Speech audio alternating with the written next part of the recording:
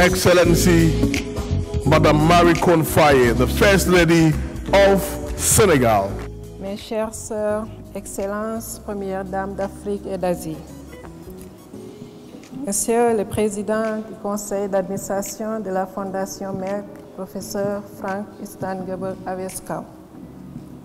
Madame la Directrice Générale, la Sénatrice Dr. Raja Khaled. Distingués invités, Mesdames et Messieurs.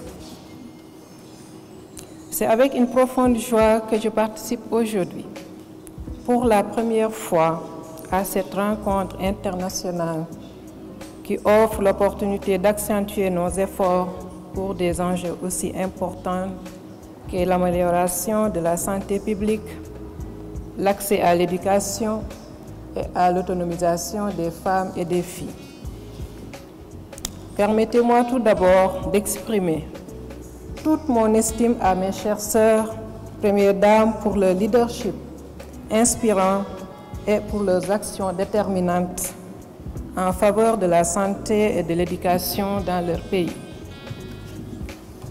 Je voudrais également saisir cette occasion spéciale pour adresser mes sincères félicitations à la Fondation Merck, qui célèbre le 3e anniversaire de ses programmes de développement en Afrique, en Asie et au sein des communautés mal desservies. Je formule des vœux chaleureux de réussite et d'impact encore plus grand pour les années à venir. L'occasion qui nous réunit aujourd'hui offre une précieuse opportunité de réfléchir sur les défis communs que nous devons relever ensemble, mais aussi d'échanger sur les bonnes pratiques susceptibles de renforcer notre action collective. Au Sénégal, nous avons choisi de placer la formation d'un personnel médical compétent au cœur de notre stratégie de développement sanitaire, inscrite dans la vision Sénégal 2050. C'est en effet par la qualité de l'engagement et nos médecins que nous pourrons bâtir un système de santé solide, capable de répondre durablement aux besoins de nos concitoyens, notamment dans les domaines essentiels tels que l'oncologie, la prise en charge du diabète et la médecine reproductive. Dans cette optique, nous saluons l'attribution de 25 bourses d'éducation destinées à renforcer les compétences des jeunes médecins sénégalais. Parmi celles-ci, 7 bourses en fertilité et embryologie qui répondent directement à la nécessité d'offrir des soins de qualité reproductive, accessibles et de qualité, notamment aux femmes et couples confrontés à l'infertilité. 8 bourses en oncologie pour mieux répondre aux défis grandissants du cancer, véritable enjeu public dans notre région. 10 bourses dans le domaine du diabète, dont la participation dispensée en français facilitera leur appropriation pour nos personnels locaux. Au-delà de la prise en charge clinique, ces médecins auront la mission cruciale de sensibiliser nos communautés à l'importance d'un mode de vie sain. Ces initiatives s'inscrivent parfaitement dans la politique du Sénégal, qui fait de l'éducation et de la formation des leviers essentiels pour le développement humain et la réduction des inégalités sociales.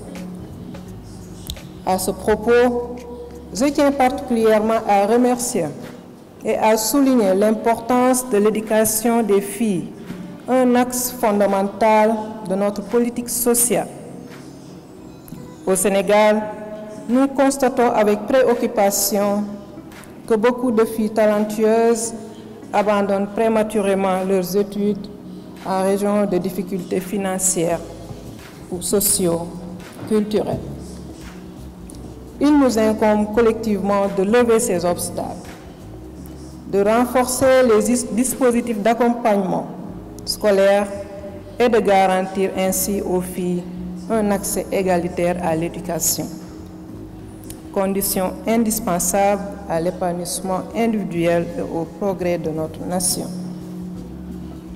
La vision 2050, portée avec détermination par le président Bassirou Diomaye Faye, constitue pour notre pays une feuille de route ambitieuse qui intègre pleinement les dimensions santé, éducation, autonomisation économique des femmes.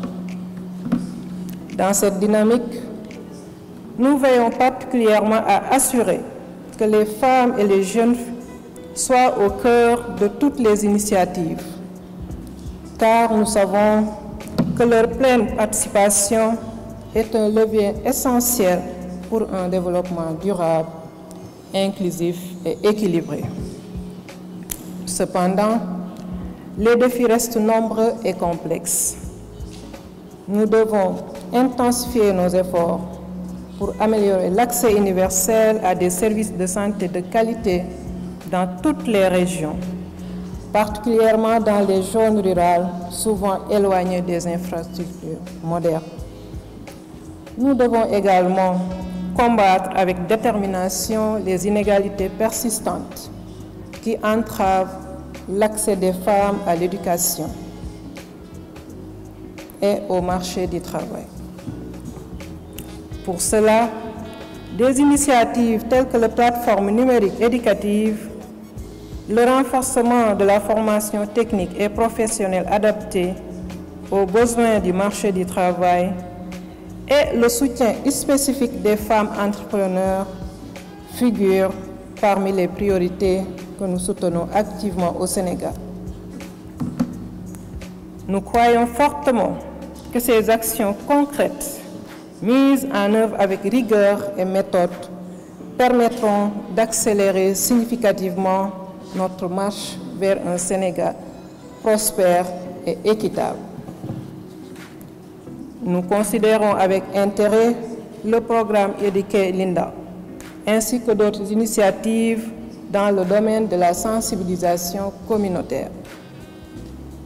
Nous restons toutefois convaincus que ces approches doivent toujours s'inscrire dans un cadre qui respecte pleinement les réalités locales et culturelles de chaque pays. En conclusion, je voudrais remercier sincèrement le chairman de la Fondation Merck, professeur Sandberg Aveskal, ainsi que la sénatrice Dr. Acha Kelej pour cette invitation. La coopération entre nos pays et les acteurs internationaux demeure essentielle pour relever efficacement les défis contemporains de santé publique et d'éducation. Continuons donc ensemble à œuvrer avec sincérité et détermination pour un avenir plus juste, plus équitable et plus sain pour toutes nos populations. Je vous remercie de votre aimable attention.